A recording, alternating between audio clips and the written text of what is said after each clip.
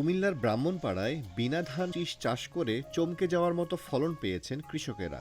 নতুন উদ্ভাবিত বোরো জাতের এ ধানের চালে ভাত অনেক চিকন এবং সুগন্ধি হওয়ায় মিনিকেট ও বাসমতি চালের বিকল্প হিসেবে ব্যবহার করা যাবে বলেও জানিয়েছে কৃষি কার্যালয়। কৃষকেরা বলছেন তারা প্রত্যাশার চেয়েও বেশি ফলন পেয়েছেন।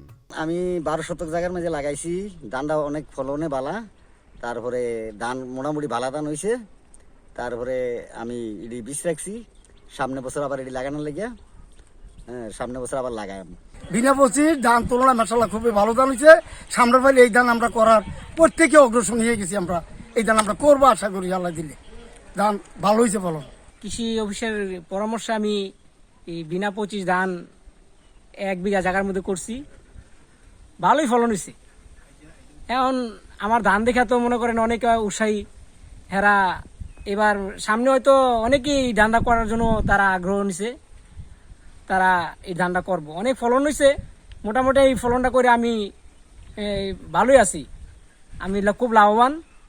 তো এই ফলনটা আমার দেখা দেখি আগামী বছরে হয়তো অনেকে করতে পারে। আমার থেকে অনেকে বীজ চাইছে, আমিও নিজে বীজ রাখছি। তো এটা আমি ধানটা আগামী বছর থেকে করব।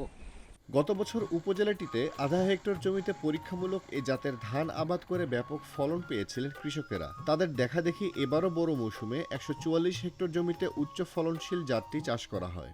বিনা ধান 25 এর প্রধান বৈশিষ্ট্য হচ্ছে এটি উচ্চ ফলনশীল আগাম জাতের এবং বড় মৌসুমে চাষকৃত একটি জাত। এর চাল প্রিমিয়াম কোয়ালিটির।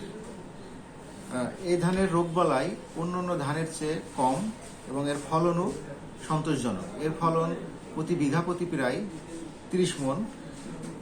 বিদেশে রপ্তানির ক্ষেত্রে এই সরু জাতের এই প্রিমিয়াম কোয়ালিটির এই ধান অত্যন্ত গুরুত্বপূর্ণ ভূমিকা পালন করবে বলে আমি আশা রাখছি। যে চালের কোয়ালিটি এবং বাংলাদেশে যত সরু জাতের ধান আছে, এটা সর্বাধিক সরু বিনা ধান 25, এবং আশা করছি এই ধানের জাত আস্তে আস্তে জনপ্রিয় হবে, সারা বাংলাদেশে ছড়িয়ে পড়বে। মাঠে বিনা ধান 25-এর পারফরমেন্স সন্তোষজনক, তাই আমরা আমাদের উপসহকারী কৃষি অফিসারও এই জাতের সম্প্রসারণের জন্য, এই জাতটা চাষ করার জন্য কৃষকদের পরামর্শ দিয়ে যাচ্ছে।